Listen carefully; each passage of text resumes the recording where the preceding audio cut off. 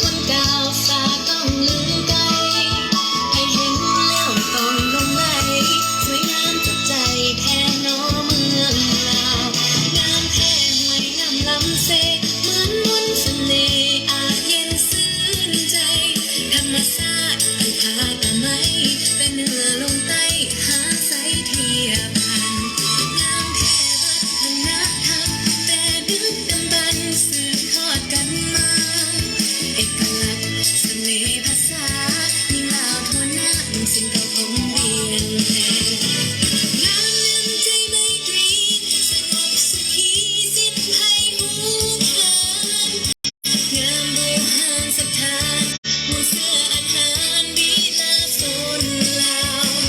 งามแท้ประเพณีไว้ยิ้มไมตรีฮับแขกต่างดาววิถีชีวิตเรียบง่ายคือลาวเห็นแล้วอยากก้าวหวนคืนมา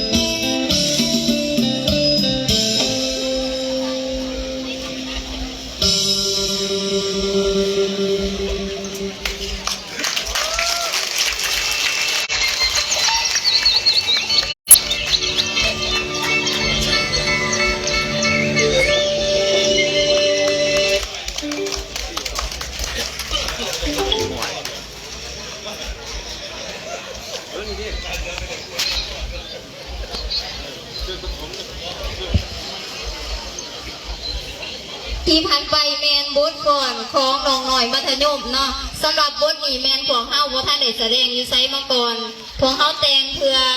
ห้ามใส่ในงานนี้โดยเฉพาะเนาะ เจ้าเนาะที่ว่าบทกลอนตัวนี้มันใช้เวลา1 อาทิตย์พี่น้องเนาะ1 อาทิตย์ที่ว่าอยู่ใน10 ปลายนาทีเจ้าเนาะต่อไปเป็นรายการที่2อับส้มจากน้องนักเรียนประถมบนไซใหญ่เนาะเจ้าในบทอยู่ในบทกลอนที่มีชื่อว่าเที่ยวเรียนจำป่าขอทานอับส้มไหล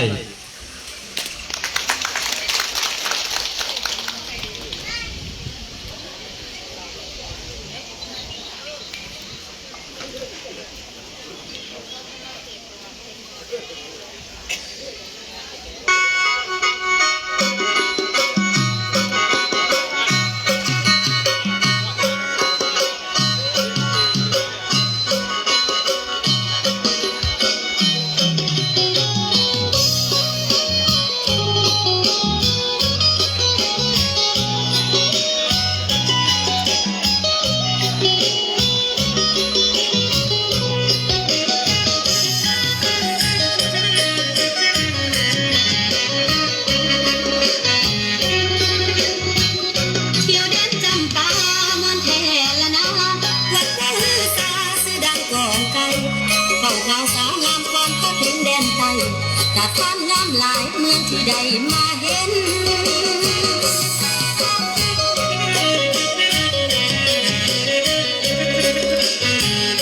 น้ำเสไหลลองน้ำคลองไหลลื่นซอกแซ่ก็คืนเที่ยวเบิ่งสุมเย็น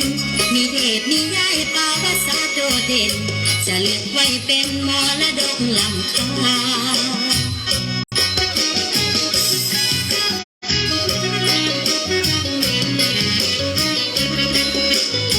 สีพันดอนวันนี้มีแสงสีงามตาพวกเขาอุปาพวงภาษาทั่วลาวกาแฟปักซ้อมดังกองอาณาทุกมนทอพามีสาระนาหู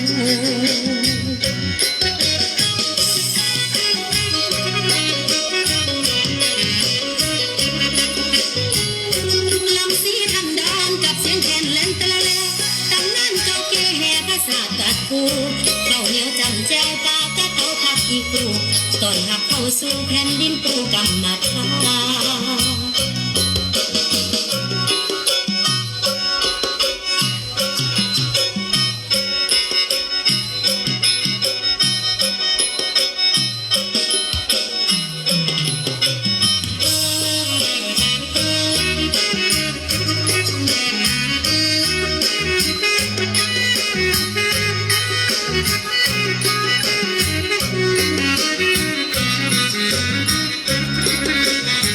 สีพันดอนวันนี้มีแสงสีงามตาพวกเขาปาพวงภาษาทั่วลาวกาแฟปักซ้อมดังกองอาณาทุกมนทอพามีสาระนาหู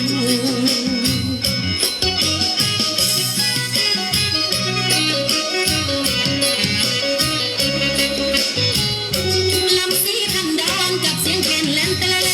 ตำนานเก่าแก่แห่ภาษาตัดกูเก่าเหนียวจำแจวปากกะเก่าพักอีกูต้อนรับเข้าสู่แผ่นดินปูกำมัดทา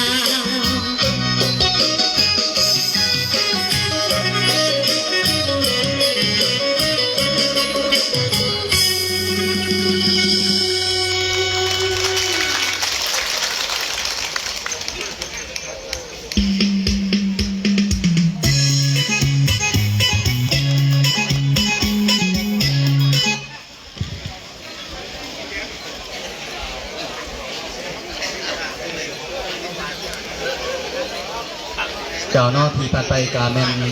บทกลอนจากวงเงียนประถมบนไซใหญ่เนาะอยู่ในบทกลอนเที่ยวเดินจำป่าเนาะเอาในการที่3จากมอต้นมักไส้อีกคือหนึ่งเจ้าเนาะมาในบทกลอน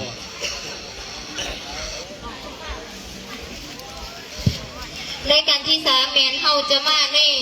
บทกลอนของน้องมาตุนมาใส่อีกเทื่อหนึ่งเนาะและบทกลอนบทนี้แมนพวกเฮาได้รับรางวัลชนะเลิศเนาะในการแข่งขันศิลปะ ของเมืองพุทธทองเอานอนในที่หนึ่งแม่เขาจะนำมาใส่อยู่ในบทกลอนที่มีชื่อว่าอวยพรใส่และห่วงใจสรรเสริญผลงานใหญ่50 ปีธนาคารแห่งสปปลาวขอเชิญทานผู้ส้มหับส้มได้เนาะ